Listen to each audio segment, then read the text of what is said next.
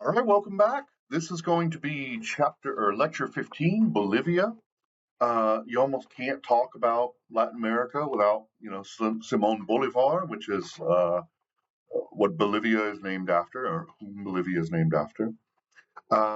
It's a pretty interesting country, especially in more modern times, since Evo Morales took over.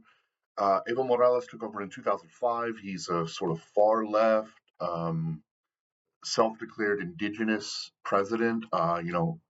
He There was a lot of frustration with neoliberalism in 2003, and there's these huge riots in 2003 called the Gas War. There are a whole different bunch of protests going on at once, but then it all sort of coagulated right into the gas war.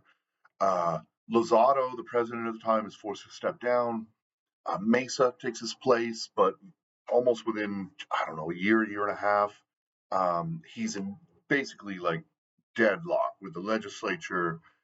He steps down and elections are called, and Morales wins, and it sort of changes the entire direction of Bolivia, which we'll talk about. Bolivia is really highly urbanized.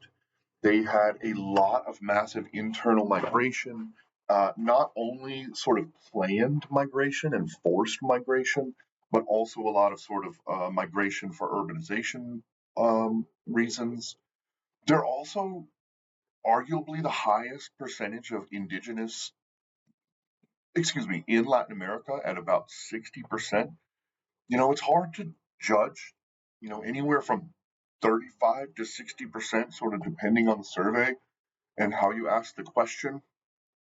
So it's really hard to judge sort of who thinks of themselves as indigenous and which group and why, but it is a very highly indigenous country.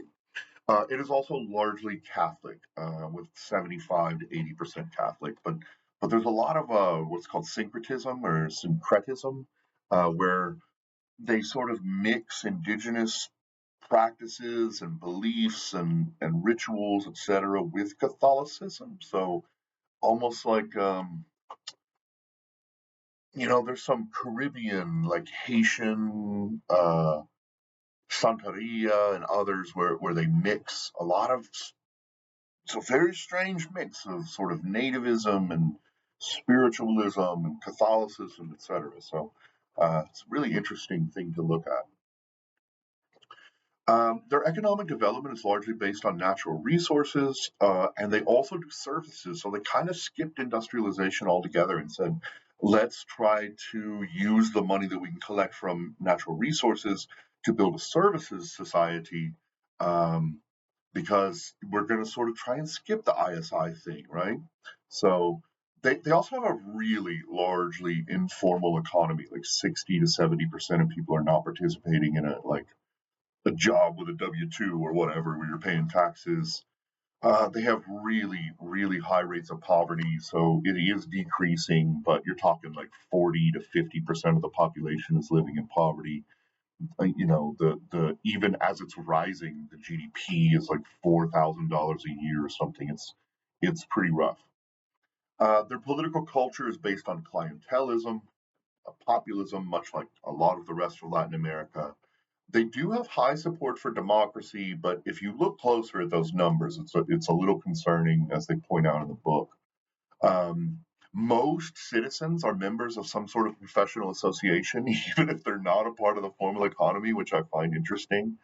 But there's a lot of professional associations and unions which are pretty strong in this state. Their 2009 constitution under Evo Morales changed a lot of things, right? So he basically said we're going to give much more power to the sort of federal system than the national system. So he extended a lot of political autonomy for the municipal level. And then he has tried to move toward granting autonomy to indigenous groups, though this seems to be playing out more politically than like heartfelt, right? They have very, very weak party systems. They have generally moved away from PR, which caused a lot of chaos before, to single member district elections. They also have what's called the qualified runoff, but this one's a little bit different. So if you do have 40% or more of the vote, even though you don't hit 50, right? So if you get to like 42, say, and the other guy has 35, so you only beat him by 7, okay, we're going to have a runoff then.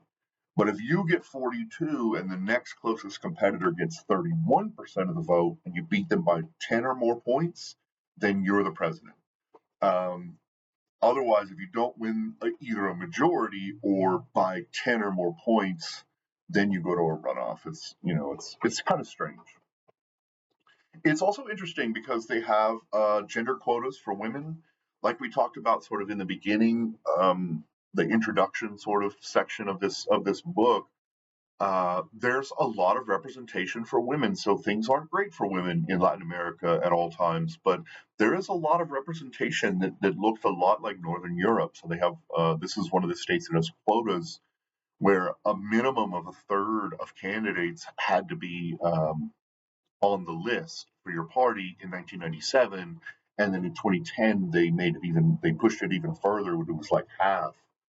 Uh, but they have a mostly unstable two-party system. So you have Evo Morales' MAS party, but all the other elections, it's like, who's going to be the big opponent, and nobody really knows, right? Because it just shifts from election to election, so it's pretty unstable.